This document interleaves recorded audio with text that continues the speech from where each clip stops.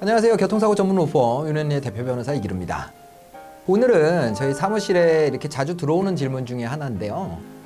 자, 이 사고가 났을 때 이 사고에 대한 처리를 손해사정사한테 맡겨야 되냐, 아니면 변호사한테 맡겨야 되냐, 그리고 이 손해사정사한테 맡겼을 때, 그리고 변호사한테 맡겼을 때 차이가 뭐냐, 이런 걸 물어보시는 분들이 있는데 오늘은 그것에 대해서 알아보는 시간을 갖도록 하겠습니다. 영상 시작하기 전에 구독, 좋아요, 알림 설정 부탁드리고요. 지금부터 영상 시작해 보겠습니다. 자, 교통사고를 당했을 때 피해를 보험사에 청구하기 위해서는 뭔가 전문가의 도움이 필요할 때가 있겠죠. 이때 청구를 하는 피해자의 입장에서는 고민이 좀 되실 수 있을 것 같아요.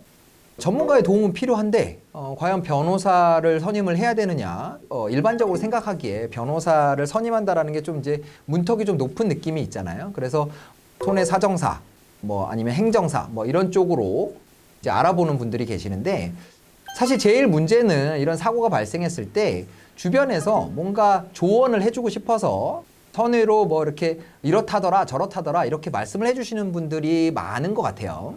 근데 선무당이 사람 잡는다고 하죠. 그러니까 제대로 알지 못하는 사람이 자꾸 조언을 하게 되고 거기에 자꾸 휘둘리다 보면 사실 나중에 이제 뒤돌아봤을 때 그 사건의 처리가 잘못됐다 이런 일을 겪는 경우가 종종 발생하는 것 같아요. 근데 이게 교통사고라는 것이 인생에 살다가 한번 날까 말까 중대한 문제인데, 사고가 심각하다거나 이랬을 때 잘못된 선택을 해서 내가 충분히 피해에 대해서 회복을 받지 못한다, 이런 것들은 굉장히 큰 문제가 될 수 있기 때문에 신중하실 필요가 있습니다. 그래서 경미한 사고라고 하면 주변에 이렇게 도움을 받아서 이렇게 가볍게 처리할 수도 있겠지만, 어느 정도 이게 중대한 사안이라고 생각이 되신다고 하면 반드시 전문가한테 조언을 구해서 사건을 어떻게 처리할지 이런 것들을 결정하시고 그리고 해결을 하시는 게 필요하다, 이런 말씀을 드리고 싶네요. 자, 얘기가 좀 다른 데로 샜는데, 자, 그럼 오늘의 주제, 자, 변호사와 손해사정사 어떤 차이가 있는지 좀 알아볼게요. 먼저 제일 이제 단순하게 생각하실 수 있는 건 소송 대리권이 있느냐 없느냐, 요게 이제 가장 큰 차이점이라고 생각하실 수 있을 것 같아요. 우리나라에서는 변호사법상 소송을 대리할 수 있는 권리는 아직까지는 변호사에게만 있습니다. 손해사정사 같은 경우에는 보험업법상 손해사정서라는 것을 만들어서 제출을 할 수 있는 권한이 있어요. 그렇지만 이게 만약에 소송으로 진행이 된다라고 했을 때 소송을 대리할 수 있는 권한은 없죠. 그리고 또 한 가지 주의하셔야 될 부분은, 만약에 손해사정사가 손해사정서라는 것을 제출하는 것을 넘어서 보험사와의 합의나 중재 이런 것들에 관여를 했을 때는 변호사법 위반의 소지가 있다라는 부분입니다. 자, 변호사법 제109조 1항을 한번 같이 볼게요. 자, 다음에 해당하는 자는 7년 이하의 징역 또는 5천만 원 이하의 벌금에 처한다고 되어 있는데요. 변호사가 아니면서 이익을 받을 것을 약속하고 감정, 대리, 중재, 화해, 청탁, 법률 상담 또는 법률관계 문서를 작성, 그 밖에 법률 사무를 취급하거나 이러한 행위를 알선한 자는 처벌한다, 이렇게 되어 있습니다. 사실 생각해보면 이 조문만 봤을 때는 거의 이제 법률 행위에 대해서는 변호사가 아닌 사람은 거의 할 수 있는 게 없겠죠. 개인적인 생각으로는 너무 이렇게 포괄적으로 변호사가 아닌 자는 어떤 것도 할 수 없다, 이렇게 포괄적으로 설정되어 있는 것이 좀 문제가 있지는 않은가, 이런 생각도 하게 되긴 하는데, 어쨌든 현행 법상으로 변호사가 아닌 자가 어떤 법률적인 행위의 중재나 알선 이런 것들을 하고 대가를 받게 되면 변호사법 위반으로 처벌을 받게 돼 있습니다. 그렇기 때문에 손해사정사라고 하더라도 만약에 그 업무의 범위가 어떤 협상 또는 중재 이런 것에 대해서 관여를 하고 거기에 대해서 대가를 받았을 때는 이 변호사법에 규정되어 있는 일반 법률 사무에 대해서 해석에 따라서 다를 수 있겠지만요. 이런 일반 법률 사무를 처리한 것으로 보아서 변호사법 위반으로 처벌을 할 수도 있다는 거죠. 그래서 만약에 보험사가 이러한 법조항을 알고 있고 그리고 이걸 악용해서 손해사정사의 업무를 위축시킬 것처럼 그렇게 고발을 하겠다, 이렇게 해서 손해사정사가 충분히 피해자, 의뢰인에게 유리한 판단을 할 수 없도록 이렇게 악용될 수도 있는 소지도 있다고 생각해요.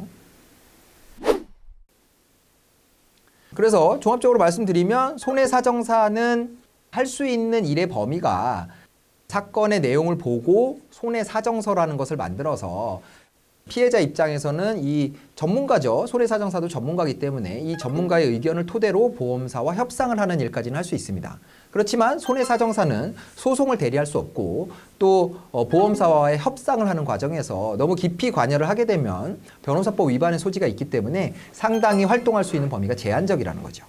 자, 이렇게 손해사정사에 대해서 말씀을 드리는 이유는 사실 저희가 이제 사건을 처리하다 보면 이제 중한 사건들 위주로 그렇게 처리를 하게 되고 그리고 경미한 사고라든가 약관에 정해진 보험금을 청구하는 정도의 사건이라고 하면 그러면 저희가 이제 모든 사무를 처리하기 좀 어려운 부분이 있거든요. 그래서 상담이 들어왔을 때 손해사정사 쪽에다가 문의를 해보시는 게 좋겠다. 이렇게 안내를 해드리는 경우가 있어요.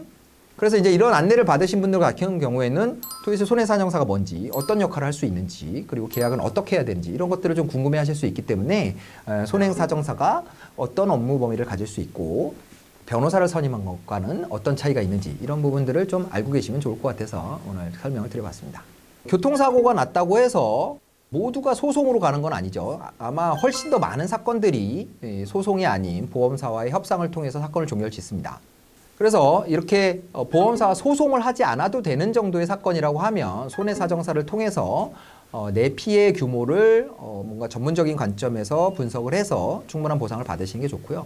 다만 사망사고가 발생했거나 피해자가 식물인간, 사지마비 등으로 해서 간병인이 필요한 경우 또 아니면 아주 어린 나이에 사고를 당해서 후유 장애가 남는 경우 뭐 이런 이제 중대한 사고, 영구 장애가 발생하는 이런 사건들 같은 경우에는 손해사정사가 책정을 할 수 있는 범위를 벗어난다고 생각하시면 됩니다. 그래서 이런 큰 사고가 발생했을 때는 소송을 반드시 염두에 두셔야 되고 소송을 갈지 아니면 보험사와 합의를 볼지 결정을 하기 전에 반드시 전문가와 의견을 나누시고 그리고 소송 진행 여부에 대해서 판단을 받으시는 게 필요하다. 이렇게 생각하시면 될 것 같아요. 저희 윤애니TV가 이렇게 채널을 운영하면서 영상을 제작하는 이유는 이제 중요한 사고들에 대해서 어떻게 대처하는 것이 좋은지 이런 부분들도 설명을 드리고 또 저희가 모두 수용할 수 없는 가벼운 사건들에 대해서도 여러분들께 어떤 상식을 전해드리자는 차원에서 운영을 하고 있고요. 저희가 이제 여태까지 만들어 놓은 영상들을 쭉 살펴보시면 교통사고가 났을 때 어떤 경우에 소송을 가야 되는지 또 가벼운 교통사고인 경우에는 어떻게 처리해야 되는지 이런 팁을 얻으실 수 있을 겁니다.